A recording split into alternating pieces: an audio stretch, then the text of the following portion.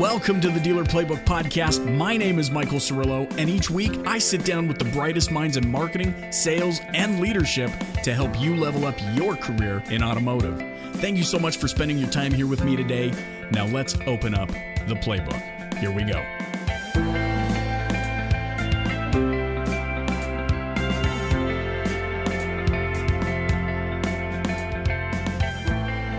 What is going on? This is session 89 of the Dealer Playbook podcast. So glad you're here because, today we've got a really cool episode and guest lined up for you. My friend Jim DeLuca from Digital Road to the Sale is on the show talking about what he calls hybrid F&I. And what you're going to hear in this episode is Jim share insights into what you can do to streamline your F&I process so that it's a win-win for your customers and for you. And that's really, something that I see a lot of buzz about in the industry. Jim's been on a variety of automotive shows. He's written about this topic, and he's a featured speaker at a lot of different conferences throughout North America. So you're definitely going to want to stay tuned for this episode and get the insights directly from the brain of Jim DeLuca. Here we go.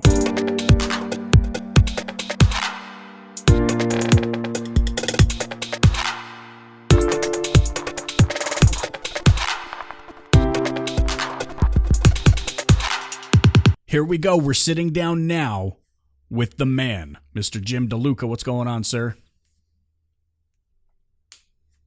Great day because I am on the Dealer Playbook. Hey, what's going on now? That's right. And a fellow Canadian. How about that? Absolutely. I always gotta put my arms up in the air and say yeah to the Canadians because there's been like 5 on the show so far. Maybe you are number 5. Well, Michael, you are certainly doing us proud, and you are a definite beacon of light in this industry, and I'm proud to be on your show. Hey, man, appreciate that. So, before we hop into this topic, because this is a good one, and this is something that I've heard out in the industry.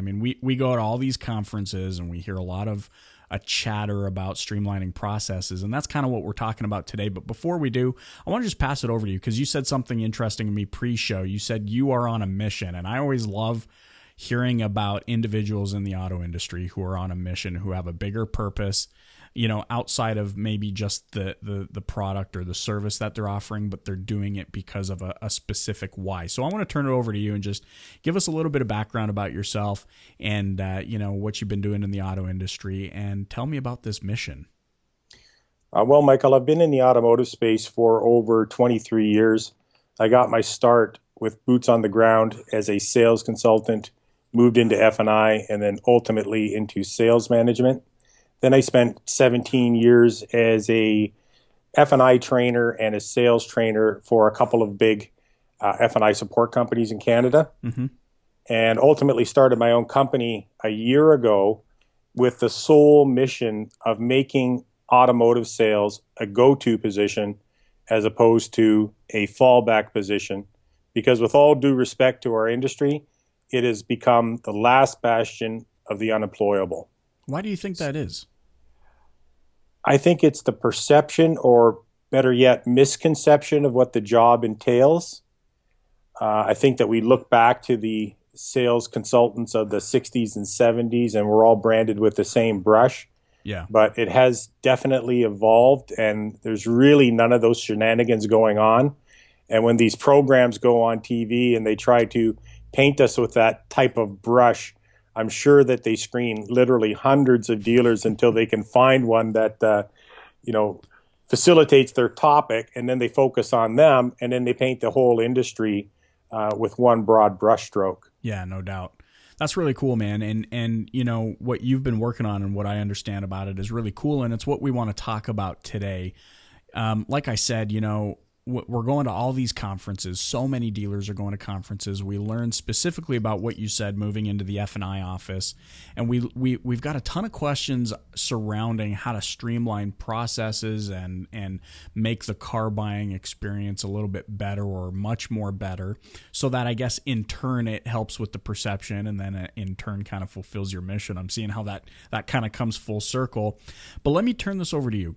In our current, if we had to give a current state of the union for some of the challenges that dealerships are facing in streamlining processes. Where do you think the bottleneck is, and what can we do to avoid it? Well, the bottleneck right now is fear, because the front end grosses have been eroded on an annual basis by the manufacturer, and they're shipping to back end profit scenarios where dealers make certain quotas and they're rewarded for that. And the unfortunate thing is the sales consultants typically don't get paid on those. So they're afraid to touch their last unencumbered profit center, which is in their F&I department. So they continue to drag people kicking and screaming through a process that they don't like. It's time consuming, it's antiquated, it's not friendly, and it's definitely for fear of losing or even adversely affecting that profit center in the least way. It's interesting you say that, because in my last car buying experience, well, I guess my second to last car buying experience, what turned me off, and I'll preface this by saying I'm kind of an impatient person sometimes, and that tends to happen when I'm like buying a vehicle because I just want it, was being kind of turned away for a couple of days by the finance or the business manager saying, hey, I've got to work through some paperwork. It was kind of this mysterious process. We didn't know what he was working on behind the computer or what he was typing or any of these sorts of things. And he actually turned us away and said, hey, I got to work on this for the next day or so. We'll contact you when all the paperwork is ready. And I went and bought a car at a different dealership in the meantime. And you know what? I can completely appreciate that. And I use a similar scenario in my training where I relate it to a bank machine. If you go to a bank machine, you put your card in, press in your PIN, choose checking, and provided you have $200, the money's out. It's a 30-second transaction, and it's consumer friendly. Sure. If God forbid you have to go in and use the teller, you're looking at the back of the screen, you're giving your card with all of the same information on it, and you would figure an expert could expedite the process, but they're tapping on keys, they're looking at screens, they're taking about 4 minutes to ultimately give you your money. And for most people, that's really intimidating. First and foremost, we've given them our most private and secure information that we're told not to share with anyone. They're putting it off into cyberspace. And most people, even those of us with extremely good credit, are saying, what's happening? Do I have derogatory credit? Did I bounce a check? Did somebody R9 me? What is this big mystery? Yeah. Well, the reality is they're profiling you to see if there's any financial services that you can offer. But that experience is very similar to the experience in F&I. We're looking at the back of a screen. We're giving them our most important information. That's why the model that I'm advocating uses an iPad. You sit next to the person so that they can see your screen, and it's much less confrontational, because right now the process that we're using is antiquated and it's reminiscent of World War I. On one side of the desk, you have the Allies, and that's the buyer. On the other side of the desk, you have the Huns, okay? And that's the seller. In between the two of them is no man's land. So the Huns lob their first artillery barrage, right? And that's MSRP. The Allies launch a counter barrage, which is a low-ball offer. And these artillery barrages go back and forth, and no one dares set foot in no man's land for fear of getting cut down by a machine gun. Then what happens? I go get reinforcements. I'm going to talk to my wife. You go get reinforcements. You're going to talk to your manager. And of course, I don't know what's happening when you're talking to the manager. You don't know what's happening if I'm even going to talk to my wife. But it's confrontational. No, dude, I'm scared of my wife. No, I'm kidding. Exactly. So the philosophy that I'm using is to simply sit next to the person, get rid of the desks, have comfortable chairs, have coffee tables, share the screen. Now, another phenomenon that's plaguing dealerships is showrooming. And that's when a consumer is using their smart device to keep the dealer real, right? He's checking prices. He's looking for reviews. He may even be chatting with a competitor. We have proven that the likelihood of them pulling out their mobile device and placing it in front of a tablet is virtually non-existent. So we can eliminate showrooming. We can have a more user-friendly, relationship-based transaction, and we can offer complete transparency. And guess what? When you do that, your grosses are going to go up. That's the bottom line. So this is interesting because I mean, and we've had other F&I trainers on the show. Jim Ziegler is the first one that comes to the top of my head. And I mean, everything we talked about with him was along these same lines in that it's about improving the experience. Now, what I kind of understood or took from it is trying to make the experience as pleasant as possible while maintaining some level of integrity and, being able to make money and all those sorts of things. Why else are we in, business and all that kind of thing. But what you're talking about now is kind of taking that experience to the next level. So breaking this apart into a couple of simple, I guess, sections here. Something I've heard you say now is making the space that these conversations happen in more enjoyable. So you've said, couches, coffee tables, all of those sorts of things. What does that do? Does that just make it a more comfortable scenario, or are you seeing that actually helps? It's both. It helps because when you're in a more comfortable scenario, you're less likely to want to get out of it. The typical office, even in a GM store that are all glass, you got your back up against the wall. You're crammed in between the desk and the wall in an uncomfortable chair, and time marches slowly. If we can make it a more user-friendly experience and provide a comfortable environment, the likelihood of them wanting to get out of the office drops. In addition to that, we can expedite the whole sales process by having a single point of contact, by dealing with one person. Because with the two-person scenario, first you do the transaction with the sales consultant. Yeah. Half the time he's leaving the office to go talk to the manager. You're not, certain what's happening in there. Sure. Your wife might be kicking you in the ankle and saying, I don't like this guy. Let's get out of here. Right? Then he comes back and he never gives you the answer that you want to hear. And then once you finally do arrive at a deal, what happens? You're waiting 15 or 20 minutes to go into the mystery office. Right. And then once you get there, you're really not well versed in what's going to happen. Yeah. And it can typically be confrontational. Mm-hmm. And then we have another undisclosed amount of time that you're going to be there. So it's an antiquated process. It doesn't work. The consumers have spoken. I've got countless statistics to support my position. I'm not just making this up. This is the future. And with the upstart companies like Carvana and Vroom, and GoGo Car, and even in Ontario, OMS has just brought out OMS Direct. Yeah. And they are advocating not coming to the dealership. You do the transaction online using GM's point-click drive, right? Complete online transaction. They deliver the car to you, and guess what? If you want service, they pick up the car, bring it back. You want to put on snow tires? They'll pick up the car, put your snows on, store your summer tires, and bring the car back to you. That's the future of automotive sales. And I feel extremely proud to just so happen to know the individual who created and set up OMS Direct. Yeah, I think you know her well. I think I know her pretty good. Pretty good. So shout out to Jen Dunstan for sure on that one. But it's true. It's like you said, there's an evolution starting to happen. I think it's been happening for a while. And the first starting point of that evolution was the fact that we've all known, and the consumer has known, that they don't enjoy the experience. And so we are seeing people coming into the mix now who are saying, well, we have a solution to that. And of course, you Jim, are one of those individuals. I like what you're talking about making the space and making the experience more enjoyable. And I like what you're talking about here and just enhancing the transparency. I have a question though, and I just wanted to clarify. So are we talking about not having a finance or a business office or a business manager anymore? We're talking about the person who sells you the car is also walking you through the financing of that vehicle? No.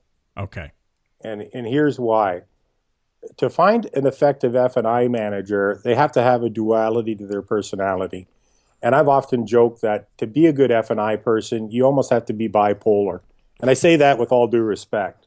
Yeah. Because on one hand, you have to be a very skillful salesperson because you only get one opportunity to make the sale. There's no be-backs. You have to build rapport, right? Identify the needs, do your product presentation, overcome objections.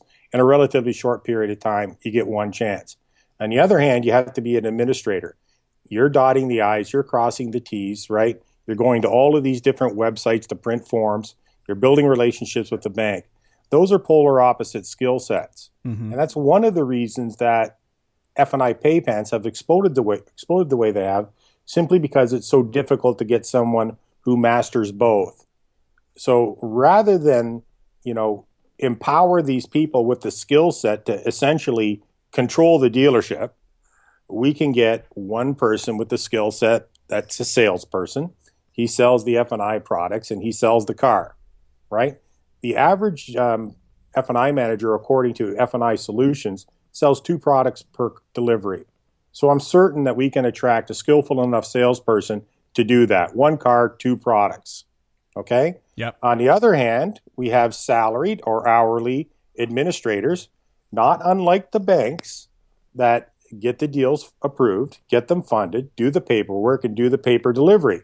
Now, I don't know about you, but the bank that I frequent, the people have been there for between 15, 20, and 30 years. They don't get upset, take their pen, and go to the next dealership on a whim, leaving the dealer hanging, right? Right. Throwing a wrench into the gears. These people, for $30,000 or $40,000 a year, will make a career out of it.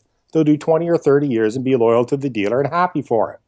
So we can eliminate all of these problems by separating the skill sets and giving the responsibilities to people that are proficient. This isn't rocket science. And a lot of my critics, like Ziegler, are constantly saying we can't have the sales consultants do that. They can't even sign a name to a contract. Well, that's not what we're suggesting. We're only suggesting to allow them to do what they're good at, selling. Let the administrators do the administration. And so is this selling the F&I product then? Yeah, he would be selling the F&I product, and we would be integrating it into the process, not saving it for the end. What hesitation would you see from a business owner or a dealer or principal general manager in moving in this direction? Fear of the unknown, fear of risking an unencumbered profit center, because that's the one profit center that they maintain control of. Because we're constantly hearing about how they're eroding front-end profitability, how they're making them hit oftentimes unreasonable targets to get their back-end bonuses, right? Sure. So Chrysler dealerships in particular have one of the most challenging scenarios to meet, and it changes on a monthly basis. So to go to them and say, take your one profit center that you have control of and alter it to provide a better consumer experience, you'll ultimately get better grosses on the front end because people will be happier. You'll expedite the transaction time. You'll get better CSI and ultimately better reviews. So when people land on that beachfront, which is the Google review page, and you've got 4.7 on 115 deals, and your competitor has 3.8 on 17, guess who they're going to pick? Yeah. So this is really interesting. The thing that's coming to my mind as you're saying this is, yes, definitely. I mean, I think a lot of people, even listening to this, and certainly those who aren't listening to this, when they hear about evolving this process, they're going to go, man, that's ridiculous. And like you said, fear of the unknown. But what came to my mind was Dr. Willie Jolly, and he's been a past guest on the Dealer Playbook. He currently has the #1 rated motivational talk show on Sirius XM, and he was a key player back when Ford, when the whole economic crisis hit the United States. He was brought in to help Ford kind of make sure that they wouldn't have to take bailouts and all those sorts of things. But he talks about how in order to keep up and in order to evolve and in order to do something great, you have to be willing to do what others might deem as ridiculous. And that's kind of what's coming to me right now. I think there are a lot of people that are set in their ways, and certainly this process of buying a car has been set in its ways for such a long time. But I see where the industry is going, and I think a lot of people see how car buying is changing, and I see how something like what you're talking about here, by providing an experience, providing transparency, streamlining it, allowing salespeople to sell a product, because that's really what these finance products are, and then having somebody that's skilled in their field to administrate on the back end. I see how that could be a really good thing to have happen in streamlining user experience and making the whole car buying process faster and better.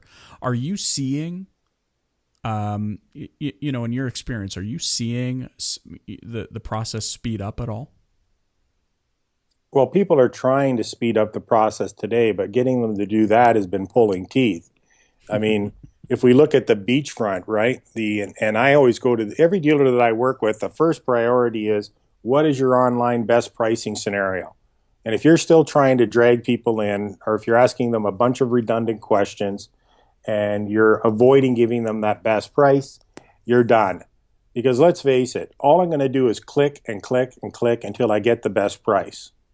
So while you may run the risk of getting shopped by giving out a best price, you will absolutely get bounced if you don't. So these things are taking time. Dealers are still caught in an antiquated process, and they're afraid to change. And I often equate it to Kodak. Now, at one time, a Kodak moment meant capturing a compelling photograph or an endearing moment in time and preserving it in a picture. Mm-hmm. Today, Kodak moment represents companies who rose from dominance and fell into bankruptcy for fear of identifying and recognizing the changes in their industry. Now, this was really ironic because Kodak developed the digital camera. They owned the first patent on it, but they refused to use it, right? Refused to develop it for fear of it cannibalizing their film business. And guess what? Their competitors like Canon and Sony followed up on the model, built user-friendly digital cameras, and reduced Kodak from one of the biggest companies in the world to an afterthought. So here's what I'm warning dealers. You are going to experience the next Kodak moment, and it's going to be in your F&I department. Mark my words. The hybrids are coming.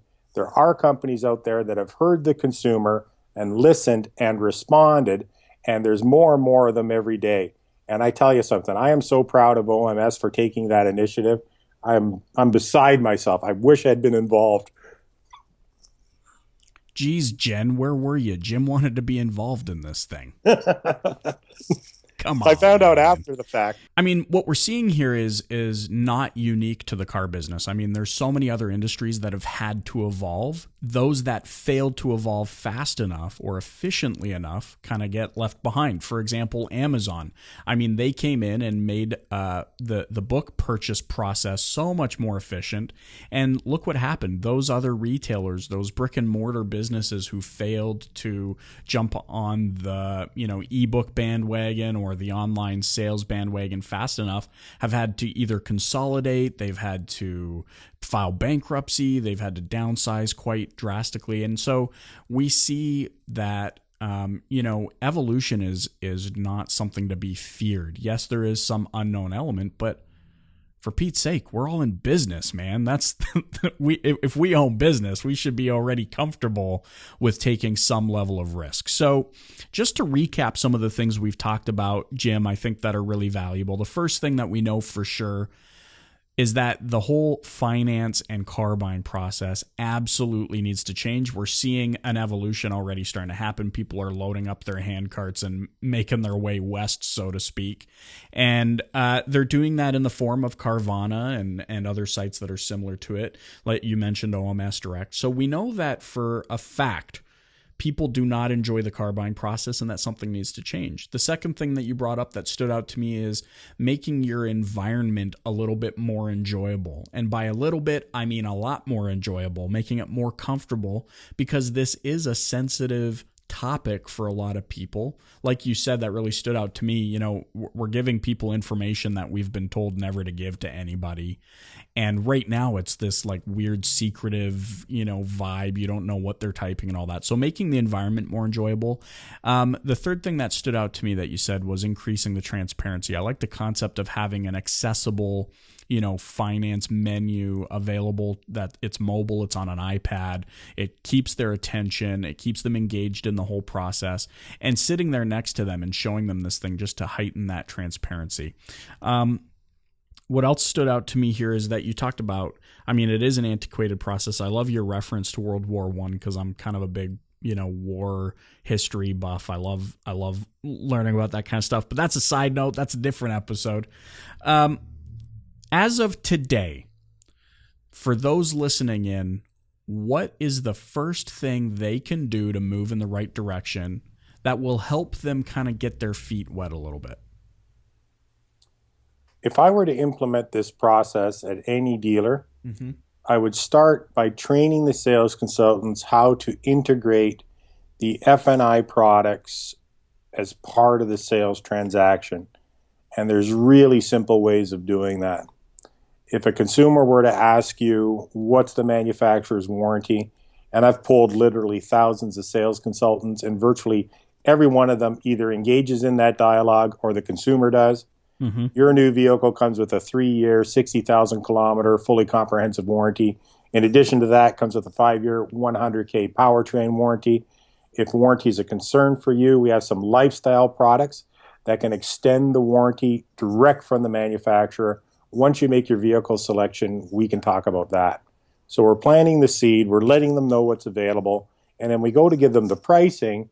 We can incorporate that warranty into it as a one-step transaction.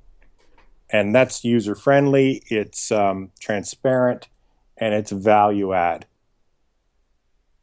And the best part, it's tailored to the individual's needs. We're not selling them something simply because we have something to sell. Okay, so there you go. For those of you listening in, that's a really easy place to get started. I know I say easy. Obviously, there's more to it. And that's why, just in closing here, Jim, I want to turn it over to you. For those listening in, how can they get in touch with you to learn more about doing this in their store? Well, you can call me at 905-865-8734. Or if you want to do it the old-fashioned way, you can email me at jim@digitalroadtoasale.